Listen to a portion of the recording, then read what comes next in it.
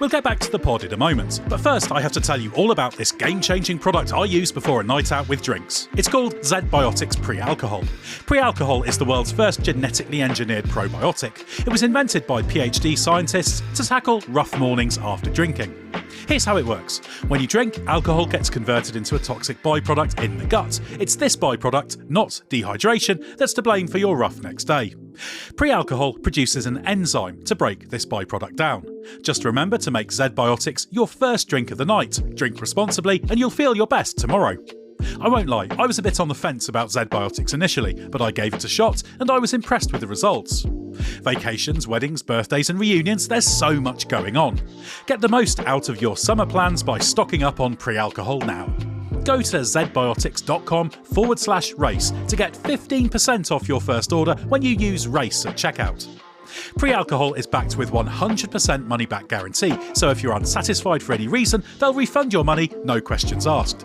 Remember to head to zedbiotics.com/race and use the code RACE at checkout for 15% off.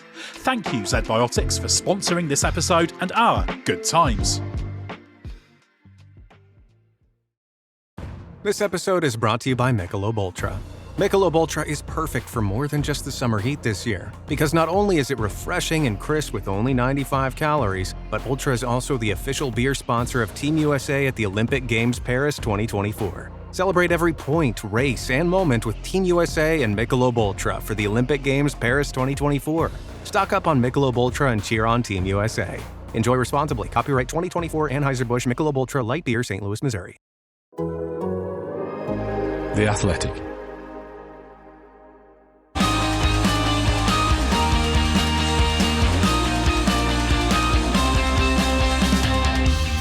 The race is on, and with F1 now well into the August shutdown, it's time to look back at the first half of the campaign and judge who has done a good, bad or indifferent job.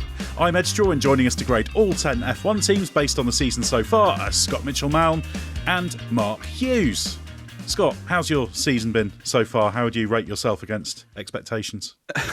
I don't really think that's my place to make a firm judgment. I feel like it's been good, but there's always room for improvement. But I invite you to rate me on my behalf. Sounds like you're arguing for a B- or some such.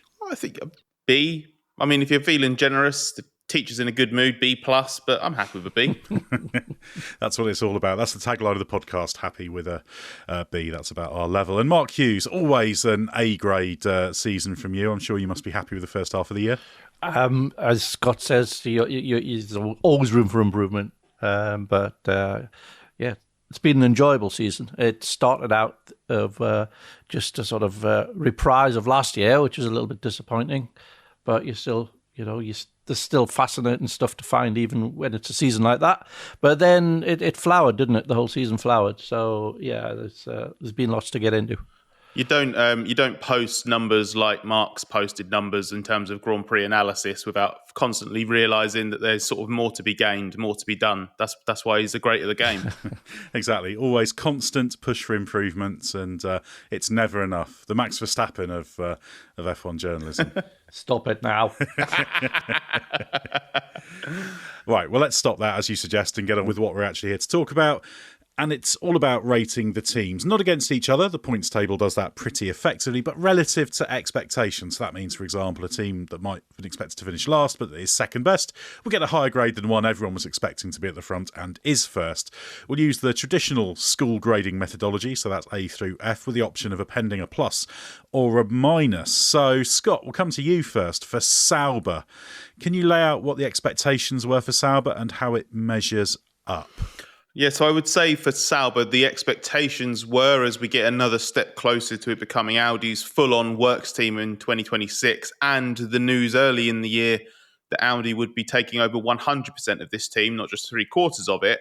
The expectations were that it would move itself off or away from the very back of the field and get back more to what it was sort of showing in 2022 when it was a regular point scorer, especially in the first half of the season, and looked like it was on an upwards trajectory. So we weren't expecting, the team to go absolutely mad with regular, week in, week out Q3 appearances and points and finishing fifth in the championship or anything like that. But being in the mix again for those upper midfield positions, and it has fallen so far short of that. It is the only team still without a point on the board, which is a failure by any measure. So it's not going to be too difficult to work out, I think, the grade for this team.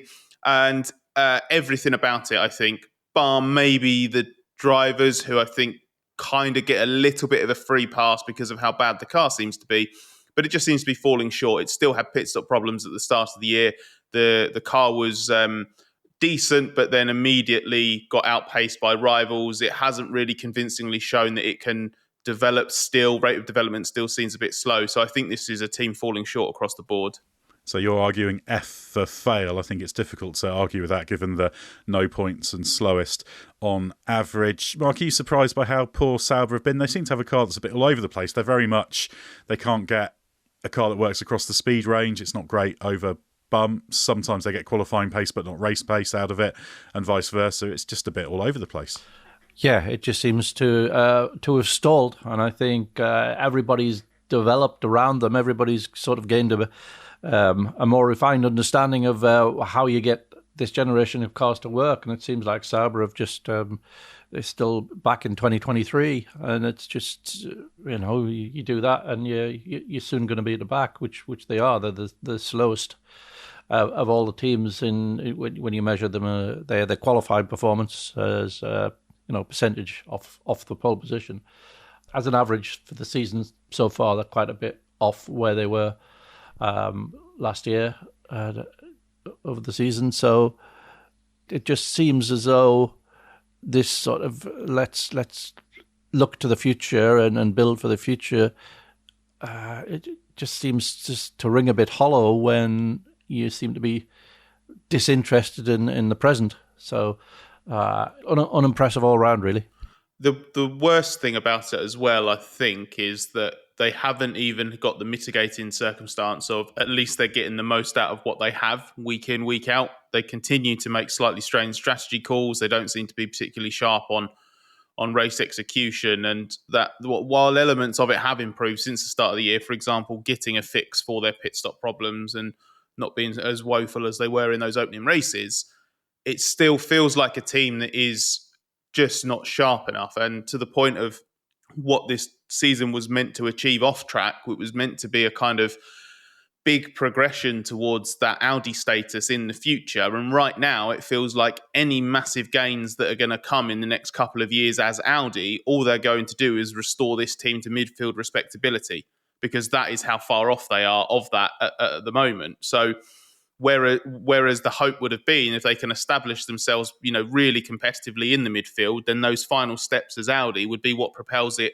closer to the front. I don't think that's going to happen for 2 or 3 years at the very, very earliest. Yeah, I think it's a team that needs to take its situation a little bit more seriously. I'm not saying individuals aren't working hard, but there's problems there. A lot's gone wrong, and it's not just the lack of pace. So they need to do some pretty sharp improvement to get to where they need to be for 2026.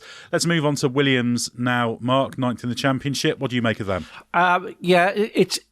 There's two ways of looking at the Williams performance. On the one hand, when you look at how often they were scoring points last year in the outlier tracks, they've fallen back from that. They've created a car that deliberately they were trying to make less of an outlier. They were trying to, just make a more conventional performing car in terms of corner speeds and the trade-off between drag and downforce. And they've succeeded in doing that, but in the process, it means that it's no longer so good on those low drag tracks. It's no longer so relatively competitive towards the others. So I think there's been underlying progress has continued in terms of what's happening back at the factory and the team's build up of processes, things like that. But, they had such a difficult start with having to completely reorganize the way the whole place was run, essentially, that had an impact as well. So fairly low-key season for them, but unlike with Sauber, you sort of look at it and you can understand why and understand the reasons behind that, and why it's logical that their vision for the future and how they're moving towards it looks reasonable. I would say C minus.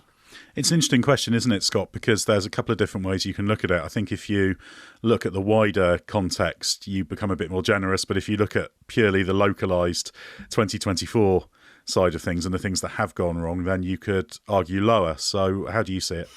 Yeah, I would. I agree with a lot of what Mark said there, but I would go one letter grade lower, and I would make it a D minus on the grounds that it has been below expectation. So I think if you're looking at it in the sort of conventional schooling sense, C is about average, right? By their own admission, James Vowles says Williams has underperformed this season. I feel like if all 10 teams, which is a reasonable metric for this, if all 10 teams maximise their existing potential right here and now, Williams is probably 8th, I think, if everyone got everything together, because at the moment they're coming from that lower base. I honestly don't think they have that kind of same potential as say RB, for example. Maybe they can because they just have a little bit more control of everything else, but they're in that kind of mix between Haas, Sauber, Williams and RB, and I think they overachieved last year. So if you judge what they're doing right now based on where they finished 2023, that's a little bit misleading because they shouldn't have finished 7th last season. So I'd give them a D because I think they've fallen slightly short. The problems are also self-inflicted. Even if they are kind of setting up for a better tomorrow, they have still caused themselves grief in the short term. I was actually thinking that just based on so few points, only a couple of races outside of that where they've really threatened to add to that tally, the fact that they are probably going to finish 9th in the championship, because I can only see Alpine moving away from them, was actually wondering if this was more like E-grade territory, with that caveat of, but it's really good for the future. And, they've just landed Carlos Sainz as well, and they've renewed Alex Albon's contract. So these are all great wins. So maybe it should be an E+, but that just feels like a sarcastic grade, to be honest, if you're putting a plus after an E. Hence my compromise of myself of a D-. Yeah, I think E would be a bit harsh. I must admit, initially I was more in line with what Mark said, going for a C. But actually, the person who has convinced me that it should be more like what you say, Scott, it's not you. It's actually James Vowles, who was talking to us at Spa on race day and said, yeah, we've underperformed. So I think James Vowles has talked himself into a lower grade. However, I think if you were grading the team's wider progress and what's going on and the prognosis for a few years down the line, way higher grade. There's a lot of good things happening at Williams. And I think, as Mark laid out, this is kind of some necessary pain and the necessary readjustment of a peaky car to a more very Q2 car, if you want to look at it that way. Upgrades coming after the break, and I think we could see quite a good step forward from them, though. So I'm not sure Alpine are guaranteed to beat them. Let's see how it goes. So partly thanks to James Vowles' own arguments, we're going to go with D- for Williams. Let's move on to Alpine now, Scott. Yes, this is a team that is one of the few works operations in Formula One. Therefore, huge expectations every year, tempered by the fact that it is Alpine. It is the Renault works team. So we've come to recognise that they're just simply not on the same level as Mercedes, Ferrari, even Red Bull with the Honda engine. So this is a team that should always be trying to be better than all the customers that are out there. So beating your McLarens and your Aston Martins. And it is nowhere near that. It started this season with arguably the slowest car. It was certainly overweight. It really struggled early on, was struggling like mad to get out Q1. Took an age to score points, but has at least turned a corner. And if you split the first half of the season into two halves, you go from, I think, one point in 6 or 7 races to 10 points in 7 races. So the signs of life at Alpine, more disruption off track, because that is just what this team does. It has to be it just escapes a failing grade because of that sort of mini turnaround and the fact that the car isn't the worst now and it's regularly fighting for sort of top 10s in qualifying in the race. So I think I struggle to give it the kind of benefit of the doubt in the way that we just discussed with Williams. So I think the starting point for this has to be kind of E or F territory, but I think it just about saves itself from, the realms of being Sauber. They've picked up 11 points now, a whole hatful of 9th and 10th places. Mark, could you argue that they deserve a slightly more generous grading given that they have turned things around, or do you just think scraping to 11 points for a team of that size still isn't good enough? Yeah, I think for a team of that stature, it's getting a few points here and there and being satisfied with Q2. Now I think it's... I'd find it hard to argue against that grade. Okay, E it is for Alpine. Let's move on to Haas now, 7th in the championship, Mark. A slightly better story there, you could say. Yeah, I think it's they've had a terrific season, all things considered. They made some very significant changes to the management very close to the start of the season. They'd made big changes to the way they believed the car was going to work, which was sort of a little bit derailed by the experiments they were making late last season. It put everything behind for this season, and they were confidently expecting to be at the back, and they absolutely have not been. They've been Q2 is absolute, minimum. Q3 even now and again.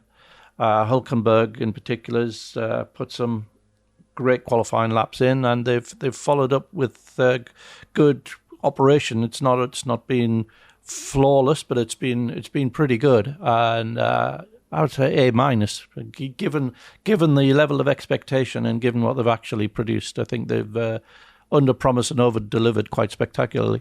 Yeah, and certainly the car is pretty competitive now. Medium speed weakness seems to have replaced the early season high speed weakness, but they've been able to upgrade it, make some good development progress. The communications in that whole team are working better. And obviously, Scott, you've done quite a lot with Haas this year, and they really have maxed out what that sort of team can do, haven't they?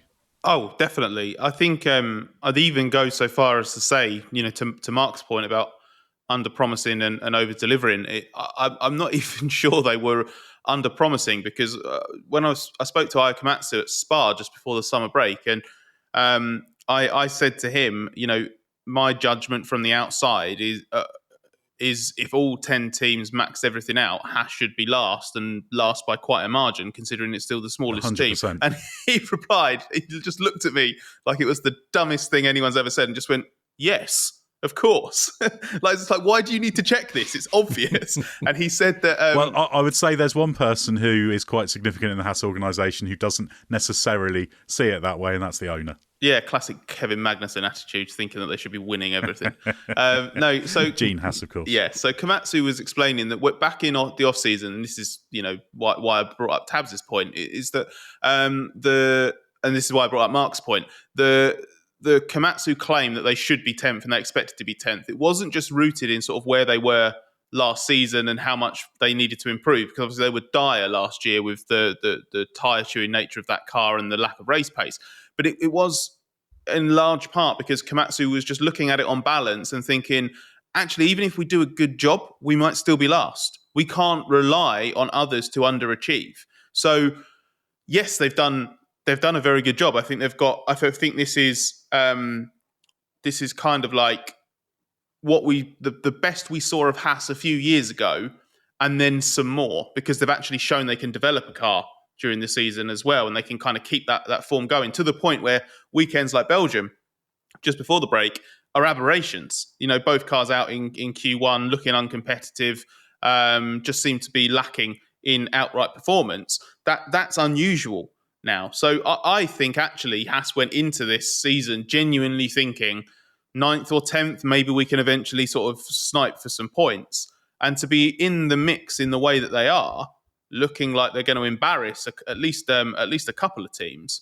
They are firmly in the mix to finish 6th. And if they manage to beat, especially a team like Alpine, that is for now at least, that's still the Renault Works team, that is a massive scalp for them. But even beating the other teams, they've not really got any business finishing 6th or 7th in the championship. But it would actually, I think at this point now, to the end of the season, it would be a disappointment if they don't.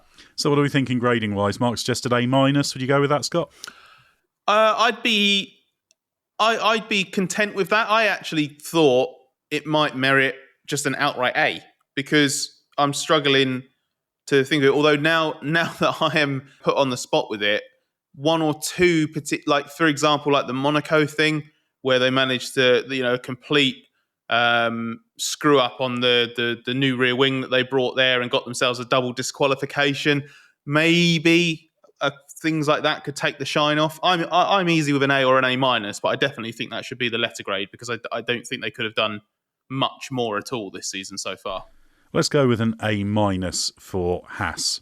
You know we love talking stats here at The Athletic. Here's one that's super simple to remember. Discover automatically doubles the cash back you've earned on your credit card at the end of your first year with Cashback Match. That means with Discover, you could turn $150 cash back to $300.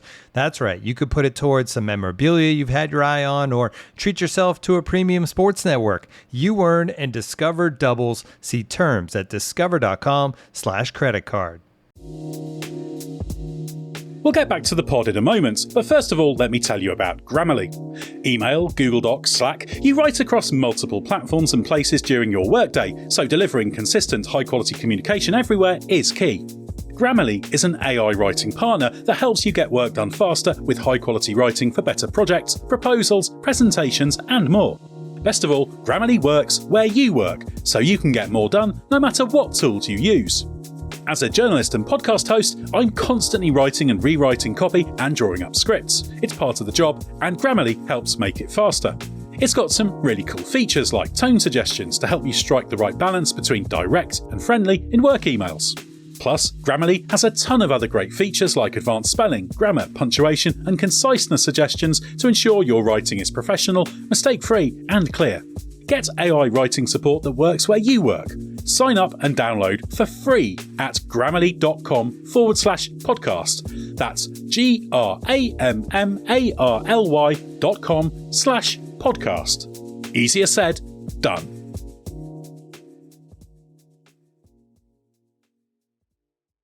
This episode is brought to you by our good friends at NFL Sunday Ticket on YouTube TV.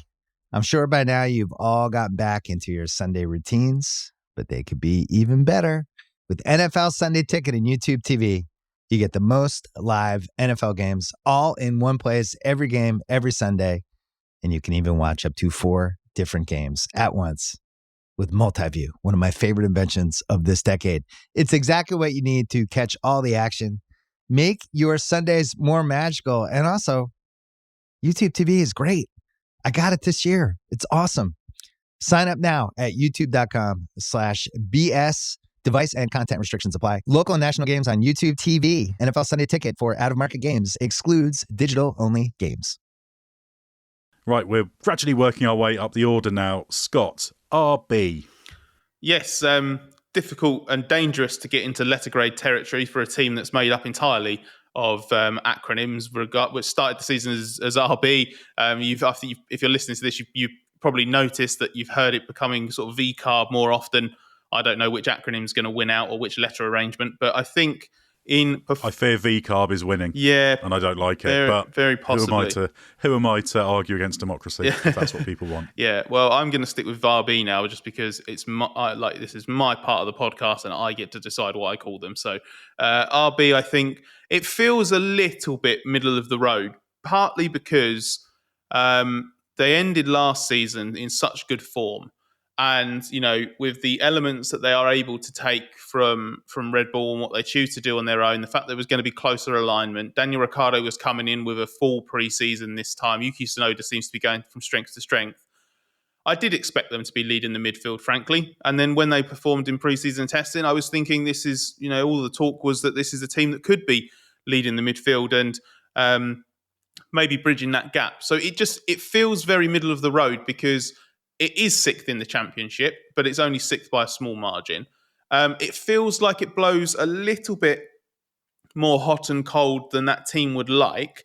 But to the credit of that organisation, when they introduced, like a lot of teams have done, a problematic floor update, they then kind of rolled back on it a little bit and found a kind of better compromise. So my gut feeling, I'm leaning towards a C, but I could be convinced that it merits something slightly higher, like a C plus or maybe even a B- if either of you are particularly impressed by what they've done so far. They certainly take a good step forward from last year. I think, Mark, I don't know how you view it, but I look at that step forward as quite positive. But if you look at the pace trend with that iffy update, the second half of the first half of the season, if you see what I mean for them, has been slightly less compelling than the first half, hasn't it? Yeah, that Spain upgrade really set them back, and it took them a few races just to, begin to recover from. Really, I think yes, I think as you were suggesting, the underlying trajectory, now that it's become more integrated within the main Red Bull organization, seems to be on an upward trend. They hit the ground running. Really, they were surprisingly quick on a few occasions, like probably Q3 quick on a few occasions early in the season. But yeah, they sort of about where they should be, I would say generally. But the pattern of their season was hit the ground running and then took a stumble, and they're still in the process of recovering from that stumble, actually. So yeah, somewhere around a C, I would say. Yeah, bang in the middle C seems to make sense. They struggled with the through-corner balance with that upgrade, which is obviously a big challenge with these cars because they're much simpler in terms of the fiddly aerodynamic bits that allow you to control that, and that seems to be the main problem that's generated there, hence their mix-and-match spec ever since. So yeah, I think a slap bang in the middle C seems about right for RB. Let's move on to Aston Martin now, a team that's been a bit all over the place. What do you make of them, Mark? Yeah, disappointing. I think it's a similar trajectory to last year, but not quite as high up at the beginning of the season. But at the beginning of the season, there were, looking at the performance graph in Bahrain, they were slightly quicker than Mercedes and McLaren, two teams which, of course, have improved a lot. But they were also not that far away from the front in terms of percentage of pole. So they've deviated a long way away from that, and then they mid-season they were miles away, made a mini recovery, and then it's reverted again. It's just when they're bad, they're quite a long way off, and that's very disappointing. It suggests that just like last season, they're missing some understanding of something as they develop the car, because they've started out like last year with a car that was pretty good, and they seem to have not been able to sustain development on it in a fruitful direction. Have had to then step back and try a different tack. So yeah, disappointing. For me, probably I don't know. D seems a little bit harsh, given that it was a reasonable car in the first, but maybe C-, something in that range. I think the problem for me is where they've come from. It took them 4 races last season to break through the 73 points that they've got so far this year. So that trend concerns me. And also, Scott, we saw that wandering when they did the updates, porpoising problems came back, pulled it back a little bit with that last update. So actually Hungary and Spa weren't bad. But it's very difficult for that team to be compelling in terms of consistent progress, isn't it? They are improving the car, but they're either improving it slower than rivals or they're hitting characteristic troubles. Yeah, and I think if I was going to guess at the start of the season, then I think Aston is about where I would expect them to be. So in that sense, I can understand Mark's point about, D feels a little harsh, maybe it's a C. But the one thing I would say, if I compare it to, we just had that conversation about RB, for example, I think Aston's a much weaker version of where it should be in the championship. Like, it is 5th, but it's such a bad 5th. And I think it's getting really lucky that the Renault team, Alpine, has dropped the ball as badly as it has. I think a strong Alpine is fighting Aston Martin for 5th in the championship this year. And I feel like even though it was obviously in quite bad state at the end of last year, with all of the resources that they have, with the fact that even though it's not finished yet, that project, the people that they've got in that organisation, all the hope and expectation around it, They went into the start of this year not expecting to, replicate what we saw in the first half of 2023, but I think a much better version of what we saw at the second half of last year was expected, and I don't even really think they've achieved that. They are, more often than not, grabbing those last points position after the top 4 teams, and they might, just about nick something slightly better. But they're holding off the upper midfield at the moment, and that's it. So I think it has to be considered below expectations. Well, how about we split the difference on that and maybe go for a D+? Yeah, so not a D, not a C in the middle, D+, C-, one of the two. I could live with that. Yeah, one of the two. Again, kind of like I was saying earlier about the E, like if you go so low that you're getting a D, but you get a plus, it almost feels sarcastic. But I can't bring myself to say that this team deserves a C. Well, I think Mark's argument that they started strongly helps them into that plus territory. So I think that gives it a reasonable estimate. We will review the rankings, the gradings at the end, and we can make final adjustments once we've got the full set. So we'll go with D+ for Aston Martin for now. Let's move on to Mercedes now, though, Scott. This is very much a season of two halves, isn't it? Yeah, it really is.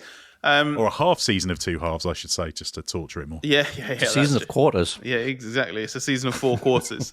Or technically with Mercedes, is it more like 2/5 and 3/5? I don't know.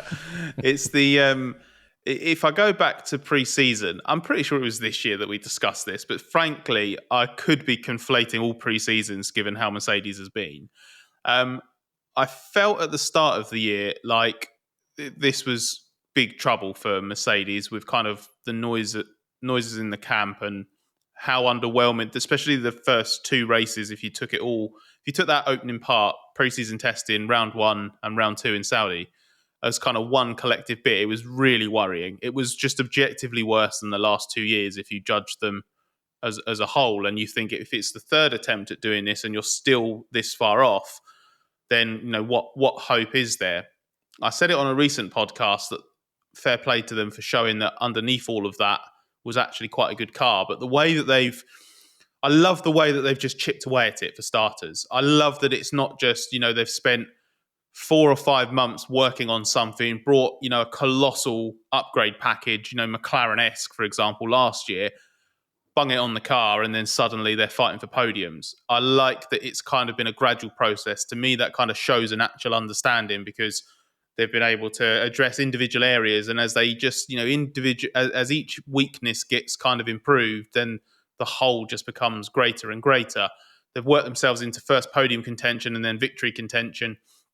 And I never, ever would have expected back at the start of the season, especially after Jeddah, thinking that we'd go into the summer break with 3 Mercedes wins in 4 races. It feels absurd in this era, frankly, to be talking about that. So the fact that they've come from such a low base at the start of the year, and the fact that they aren't really in championship contention, they're still only a pretty distant 4th in the constructors because they were so poor at the start of the year. I don't think we can afford them a top grade because they are 4th in the championship. They're doing worse than last season as it stands. But I think the form that they're on going into the break massively pulls them back. So I think this is B territory at worst. This one's a really interesting one. I think this all comes down to your marking strategy. So what do you think, Mark? B+, Scott's tabled there? Yeah, I think that's okay. Try to... On the one hand, you'd say, well, let's not have a recency bias in this. Let's look at it as an overall season, in which case you might be inclined to be marking it down a little bit.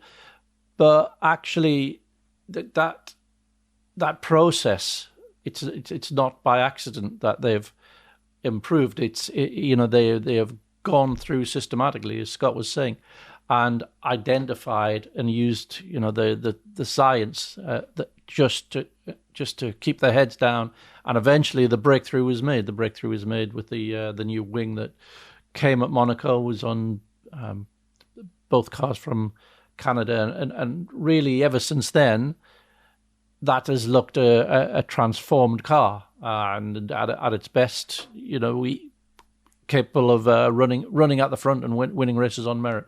So I would say probably B-. Yeah, I'd be quite happy with that. I think the one thing I would add is that point that Mark's made about recency bias is spot on, and the way that you have to apply it, I think, is whether or not you're being swayed by 1 or 2 really good results, or whether it's a trend. And I think that's what just about works in Mercedes' favour here.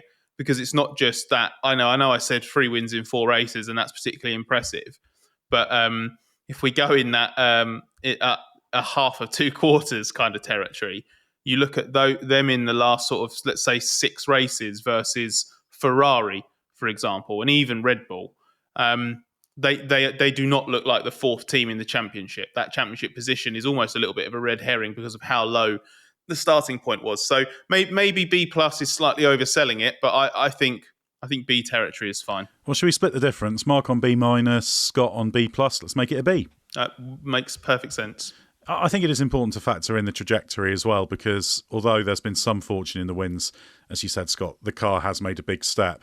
I was doubting whether they'd ever get it. It just felt like they're going round and round in circles and never getting anywhere, but they have made that breakthrough, and that, I think, is the key thing for me. And yeah, that makes it a very positive season. So yeah, a B for Mercedes. Right, into the final 3 teams now, Mark. Ferrari, almost the inverse of the team we were previously talking about, Mercedes, in terms of its trend. So what are your views on Ferrari's season? Yeah, it's absolutely true. It was, let's not forget, the quickest car of the first race. It actually did a time in Q2 that would have been pole had Leclerc repeated it in Q3.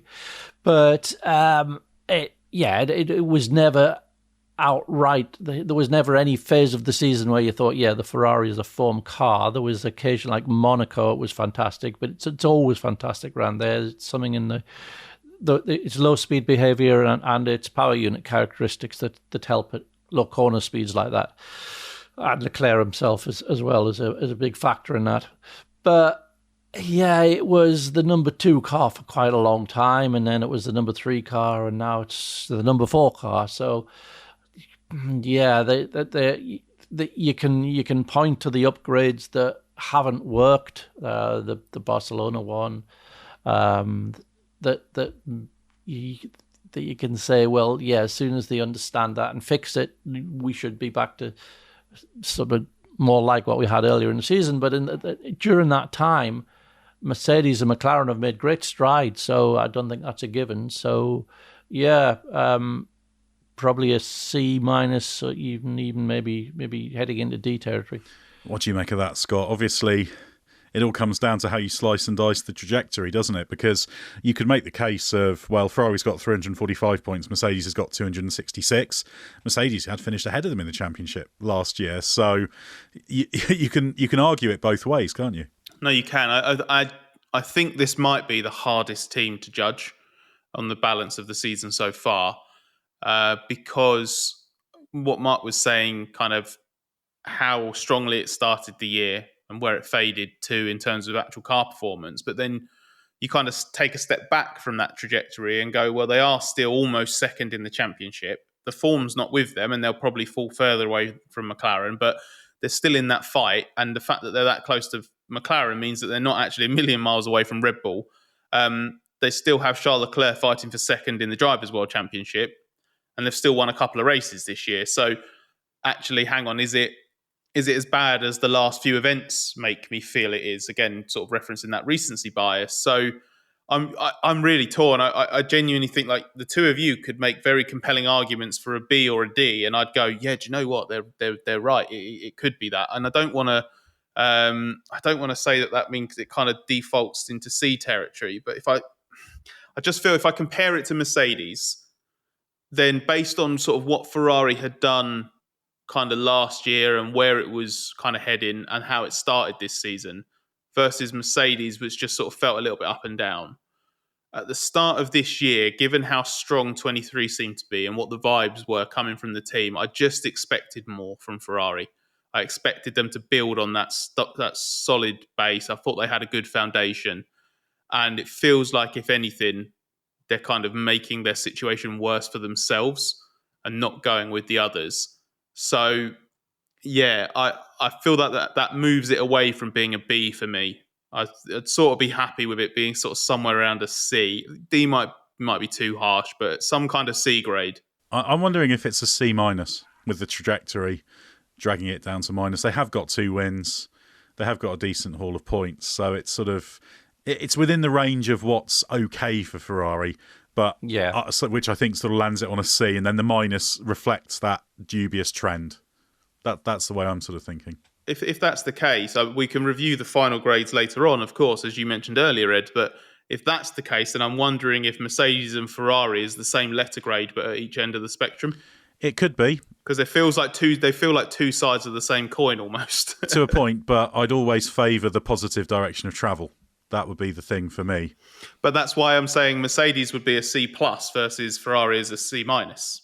That would be my logic. We'll revisit that when we do the review at the end. It's certainly a valid it's really hard. consideration, and it's good to look at them as a whole. So we'll stick Ferrari at C minus for now, and then move on to McLaren, Scott. Yes, this is a team that has, if you look at the first few races, maybe very slightly disappointing because of what it was at the end of last year. But they had kind of tempered that disappointment, at least if you were paying attention, by some of the stuff they were saying around the launch of their car, when they said that there were elements that they wanted to keep developing and make sure they were as mature as possible before they came to the track. So that big upgrade that we had in Miami, which was a very significant car upgrade, there were elements of that I'm sure could have been on the launch car, but it just wouldn't have been quite as well refined. Once we finally got a look at the 24 car proper, which was Miami onwards, that has gradually morphed into, I don't want to say the best or the fastest car, but I think it's the best all-round car at the moment. Is it the best outright? I'm not entirely sure. You can argue the toss between Red Bull and McLaren, I think, on any given day, on any given circuit, in any given conditions. But the fact is, it now has a Red Bull fighting, Red Bull beating car, which is a massive achievement. It has won races with both cars now, which again is a massive achievement versus where McLaren's been previously. But the caveat, the asterisk against it, or the minus against it in grading terms, I don't feel like it's maximised that. I think it's let opportunities slip. And I think if McLaren had absolutely aced this first half of the season, I think it would be leading the Constructors' Championship already. So my starting point suggestion is an A minus, because I don't think I think it absolutely deserves a top grade, but I think you just have to have something against it that shows this could have been even better. Yeah, A minus feels about right for me, given those factors. What do you think, Mark? They're on a trajectory that could yield the Constructors' Championship after all. Yeah, I'm not going to argue with the grading. It's totally fair. I think it's been a fantastic achievement. If you look at from the last year Austria upgrade, and really that trajectory ever since, took a little bit of a hiccup in the off-season of last year. It ended up stronger last year than it started this year, but that's been worked through. And the overall trend has just been amazing. And yeah, it doesn't really matter. You're not looking at tracks now thinking, will that suit a McLaren, or is they'll be fast. You just know going into the weekend they're going to be contending for the pole. They're going to be contending for the win.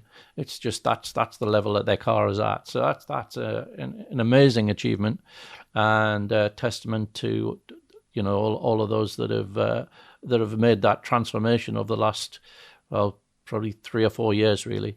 So, definitely an A grade. Operationally, we don't really need to retread all the missed opportunities, the slight indecisiveness at the crucial moment.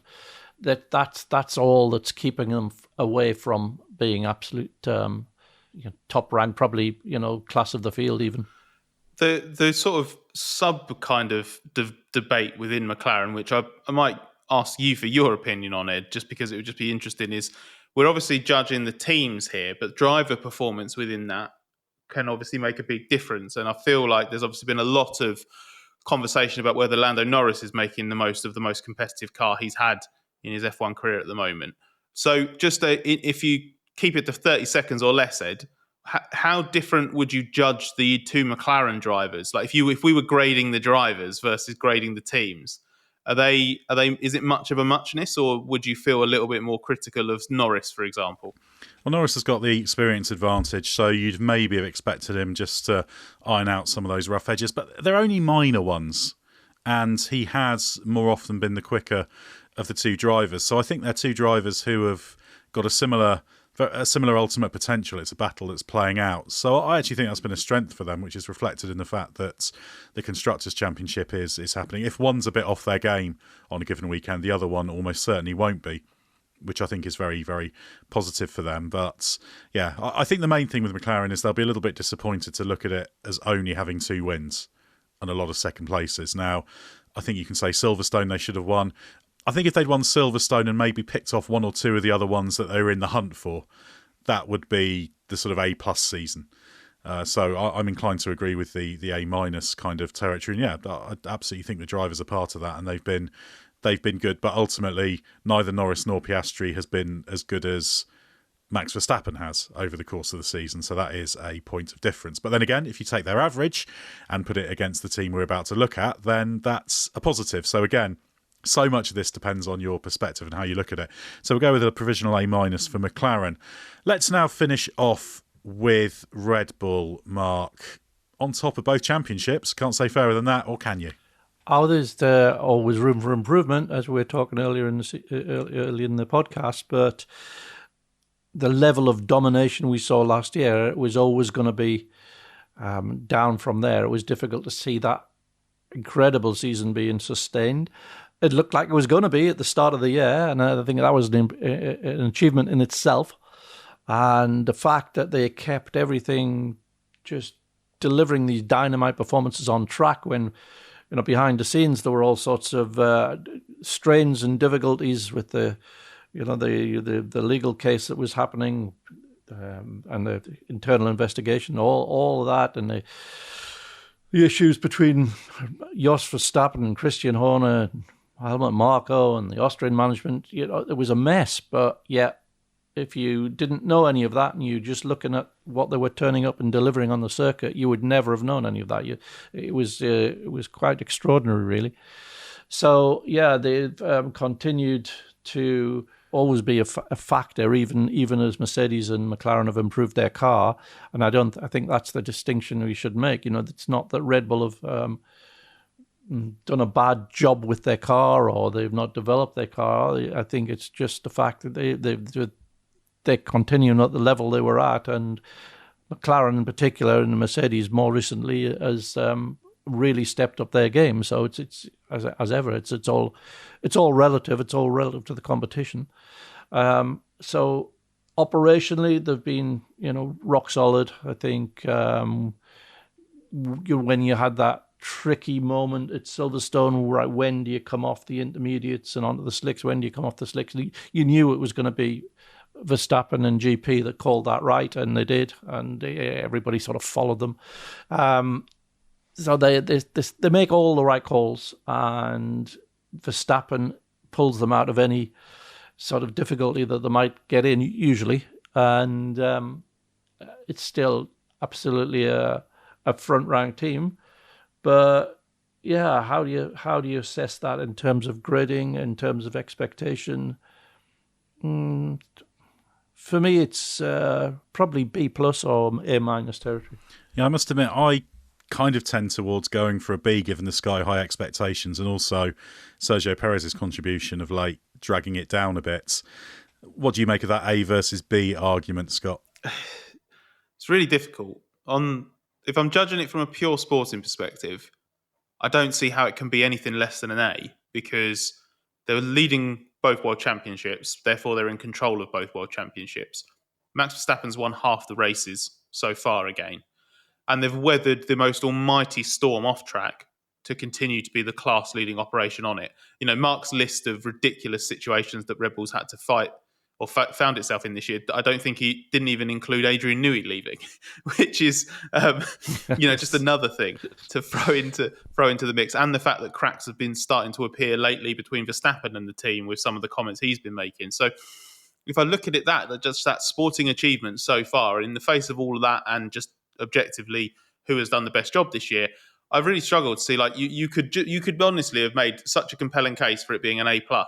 But with all of those kind of factors, with the fact that that trajectory is slipping, the fact that Verstappen is making it very, very clear there's a lot that needs to be better in the second half of the year, and the fact that some of the off-track stuff is totally unbecoming of a team and organisation of this stature. Getting embroiled in a silly spat with Jos Verstappen in Austria because someone may or may not have wanted him to drive an old car in a demo, that kind of thing. I think it knocks it into a B. When you then also factor in the arguably winning 7 out of 14 races isn't good enough for a team like Red Bull when they've been in the position that they've been in and how they started the year. So I wouldn't object if we felt that actually it does fall into a B when you bring everything into consideration. But I would just stress that I think sporting achievements alone, regardless of how they've been achieved, it's still an A grade season because they're trending to lose one of the championships, but they are in control of both of them still. Yeah, I think from that perspective, I tend towards the B+ as well for Red Bull. I think just that increasing struggle. They haven't won in the last 4. Obviously, sky-high standards setting there. Sergio Perez's contribution, the concerning situation, the Constructors' Championship as well, and just this underlying annoyance with them just being in a mess on drivers permanently when it comes to the drivers who aren't their main driver. The Red Bull chaos tax. Exactly. Having Max Verstappen, great. They've been good at having a star focal point driver, but yeah, the rest of it, they've got the resources to not be in that position, and I'll excuse it every now and again, but it's just a little bit of a mess at the moment. So yeah, we'll go for B+ for now for Red Bull. Should we get into our review? We'll grade our own gradings, as it were. So we need to swap papers. Exactly. You've always got to, if you swap papers and mark each other, you've got to give yourself 9 out of 10 or 19 out of 20. Never full marks. That's always the plausible way to do it if you're self-marking. Right, I'll go through in reverse order. Hopefully I've written all these down correctly. So perhaps as we work our way through, either of you can interject if there's something you want to consider adjusting, or I might do as well. So let's start off with the bottom. So we've got Sauber F, Alpine E, Williams D-, Aston Martin D+, RB C. That sounds like an additional letter for the acronym, doesn't it? They've become RBC now, don't they? Anyway, that's just me adding confusion. This is the problem with that stupid name. RB/VCARB. C. Ferrari C+. I left a pause just in case, but nobody's objecting there. Mercedes B. A puzzled-looking Scott Mitchell-Malm. I'm still at the point I was at earlier about the two of them feel like they are the same letter grade, but with just the plus or minus denotes the trajectory. Yeah, I think if we accept that point, I don't think we can justify putting Mercedes down to a C. I'd agree with given the direction of travel. So if we're going to put them on the same grade, we've got to make Ferrari a B-. B- for Ferrari and a B for Mercedes would kind of... Or a B+ for Mercedes? Yeah, possibly. I know, because Mercedes' season versus expectations isn't as good as Red Bull's. True, yeah, that is true. Yeah, so stick with B for Mercedes, B- Ferrari. And then a B- for Ferrari. Yeah, B- Ferrari. I don't mind. I don't hate that. I don't hate us for that either. Okay, we'll crack on with that. I dislike you a little bit, but that's all right. That's just because you're still resentful of the light awkwardness at the start of the podcast when we were making it clear that Max Verstappen's really just the Mark Hughes of Formula One drivers. And that makes you the Sergio Perez, Scott, which is always good news. I know that. I knew that was coming when I said it, and I'm happy with that role. It means I've got a few Grand Prix victories. I don't mind. Every now and again, I come up trumps. Sergio Perez has had a very, very good Grand Prix career. So, there's much worse people to be likened to. Okay, so we've got Ferrari B-, Mercedes B, Red Bull B+, McLaren A-, and Haas A-. So we're a harsh set of judges because nobody's got an A or an A+. They shouldn't, not at the halfway point. And this is Formula One. It is meant to be difficult. So let's give them all Fs. I don't mind that. All must do better. I think that's a reasonable, and also like without even meaning to, it ends up being quite a reasonable spread as well. Yeah. That's always a positive sign. Yeah. So what do we do now? Have we smashed it? Do we review our review? I think we could get very repetitive. Yeah, I think we've done all right with the reviews there. Shall I do a final run through quickly? Yeah, go on. This is our final answer. Sauber F, Alpine E, Williams D-, Aston Martin D+, RB C, Ferrari B-, Mercedes B, Red Bull B+, McLaren A-, Haas A-. And the really interesting thing is, how is that going to change over the second half of the season? Because there's a lot of unresolved questions there in terms of those trajectories. We can say Red Bull might be on a trajectory to lose the Constructors' Championship. Doesn't mean they will. Absolutely could still win it. They're leading it. So that's one question there. Ferrari reckon they've got a bit of understanding of the bouncing problem they've got. They had a small floor tweak in Hungary and Spa that helped a tiny bit, so they could suddenly leap back into it. Williams have got a big upgrade coming. Alpine have got more coming after the break. Everybody will have probably one more decent step before attention turns to next year, so there's a lot still to come in this season. I did wonder, as you read those out, and this is absolutely not an advocation for changing the grades, but I think it's a bit of context to apply for people, because I would understand it if people listen to that and just think, oh, well, if you're a top team that has, a reasonable season, you're going to get just automatically a better grade, because that can kind of be how it comes across. But I think there are 2 points about these sets of rules and where Formula One is broadly now that I think puts those top teams into really good context. One is that these technical rules are incredibly hard to exploit. They're so sensitive now under the floor that the pursuit of more performance and adding developments is catching so many teams out. I think it's really hard, probably harder than ever, to make your car a tenth or two faster than maybe it's ever been in Formula One. So I think that is an important bit of context when judging sort of trajectory or changes and stuff like that. And then linked to that as well is, despite even the fact, even Ferrari, for example, that might have fallen away, even Red Bull, which is on its longest winless run since 2020, before Verstappen was even a world champion for the first time, those teams are really closely matched. And Andrea Stella, the McLaren boss, he reckons that there really isn't much at all between those 4 cars. The Ferrari does look like the weakest of the 4. But you, as we have seen in these races before the summer break, just take the last half a dozen or so as an example. Specific conditions, specific circumstances feel like the dominant factor now versus what the car pecking order is. So it is incredibly hard to split them. And you would say that one thing that has emerged from 2024 is a clear split in the grid, right? The top 4 teams and the rest. And Ferrari, even though they're the weakest, is still part of that top 4. So that's why I think, with the exception of, a Haas, for example, absolutely smashing it versus its own expectations, I think we have to bear in mind that it's become a little bit too class this season. And I think there are 4 teams, even if maybe you should argue that 3 of them should be doing a better job than everybody else. I think there are 4 teams that are a cut above versus the rest. And the thing that excites me is that the rest actually have reason to think that they might be able to catch that lead group. There's so much going on. You mentioned Edd, like upgrades in the short term, but long term in terms of where the projects are, it's fascinating. I think F1's actually in a really healthy place at the moment and heading in the right direction. It'll be really interesting if even at the end of the season reviewing the teams, but maybe in the middle of 2025 when we're here in 12 months' time, I'm going to be fascinated to see how much that order has evolved further. It's worth noting as well that Sauber, the slowest team on average, they're just under 1.9% off, and that's not a lot of time. I was looking at some of these numbers yesterday, and that in 1994, say, would have made you 5th best. Yeah. So it's very, very close. And I think in terms of some of those smaller teams, RB would have a much higher grade if that Spain upgrade had worked, because they'd have consolidated themselves as probably the best of the midfield teams, and they'll have been pushing into B or maybe even A territory. So it's really tiny swings that are making the difference.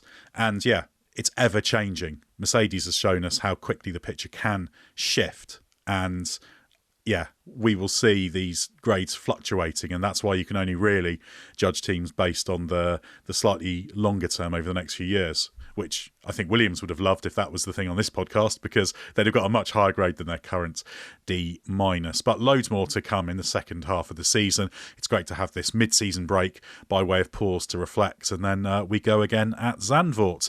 And as I keep saying, we will carry on podcasting all the way through, so stay with us for everything you need to know from the world of Formula One.